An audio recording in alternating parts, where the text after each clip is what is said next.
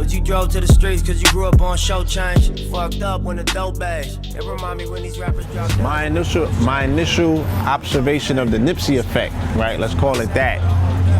It's almost likened to, you know, the ripple effect. You feel me? So the effect is always going to be felt strongest where it's localized at. You dig what I'm saying?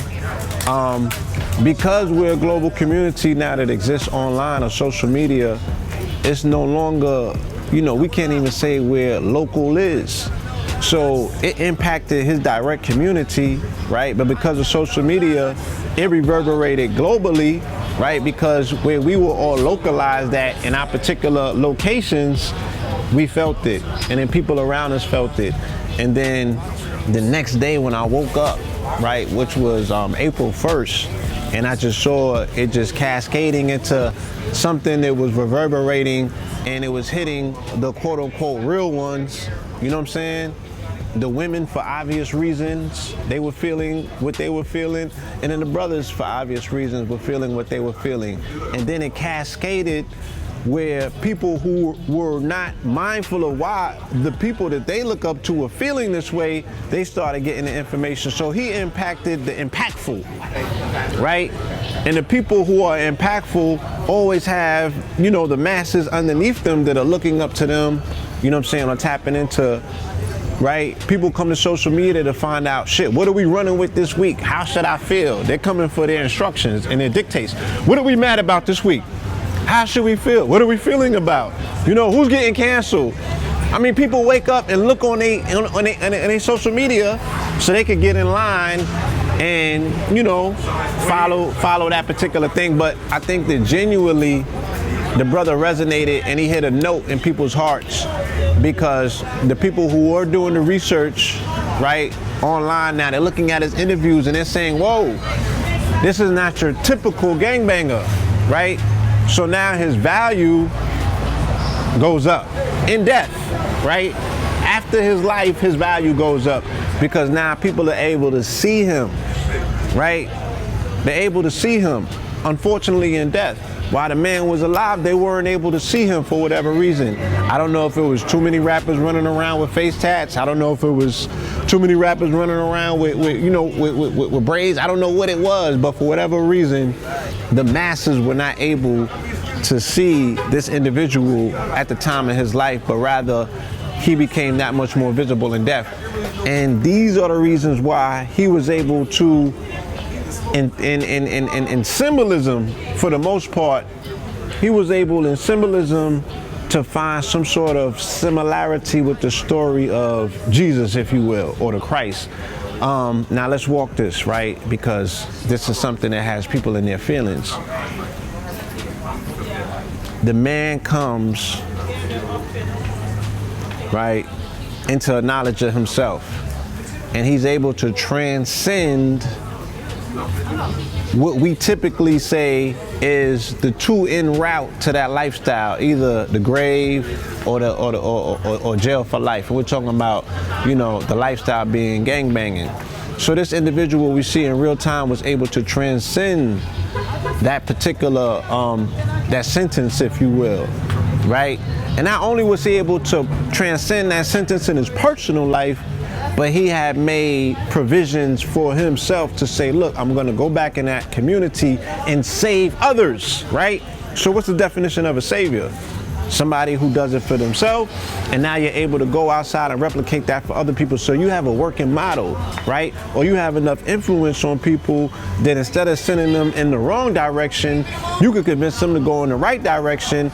And at a time in which, you know, everybody seems to be waiting on some savior to come out of the sky, or people are looking for direction, they identified this brother as being, right, someone who's going against the grain.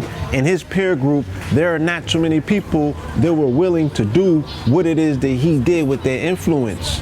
There are not too many people who were willing to take their own money and refinance, you know, or reinvest, should I say, in the hood.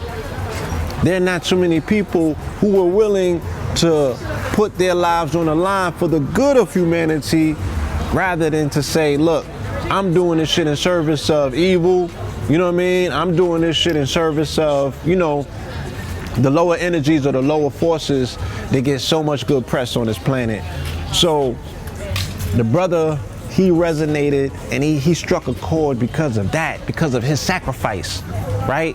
In these biblical times when we're living and we're waiting on a savior, when we're looking for signs and things of that nature, here comes this brother, you know, unfortunately, who finds himself passing at the age of 33, and all of his things just lining up. The fact that, you know, he made transition in the spring equinox, you know, when we know the story, right? The astrological story of Jesus is actually being acted out in the cosmos. You know what I'm saying? His brother hit all of those particular chords. You feel me? And like I said, for whatever reason, just like the story of Jesus, Jesus wasn't seen until he made transition. You know what I'm saying? And then the people made, what do we have amongst us? And we lost. I want to get into worship mode. And it's the same thing. It's the same thing that happened with Malcolm. Same thing that happened with Martin. It's the same thing that happens with the great ones. You feel me? I had a conversation with some spiritual brothers. I'm not going to talk about their denomination. No problem. But they seemed like they had a problem with Malcolm being looked at as a prophet, or Jesus being looked at as a prophet, or of course. You know what I'm saying? Right. Felt like, because whatever denomination they belong to, they're into their prophet primarily. So they prophet hating, right?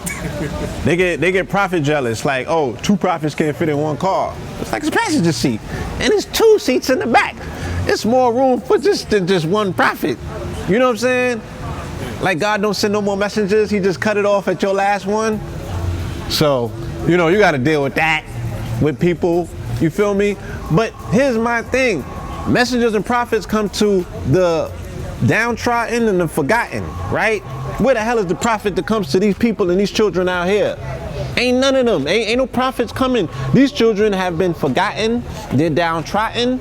You dig what I'm saying? And someone such as a Nipsey speaks their language. He comes from their culture. He walks on the same streets that they walk on. This is someone who they can relate to, who can reach them directly when everybody else has forgotten them.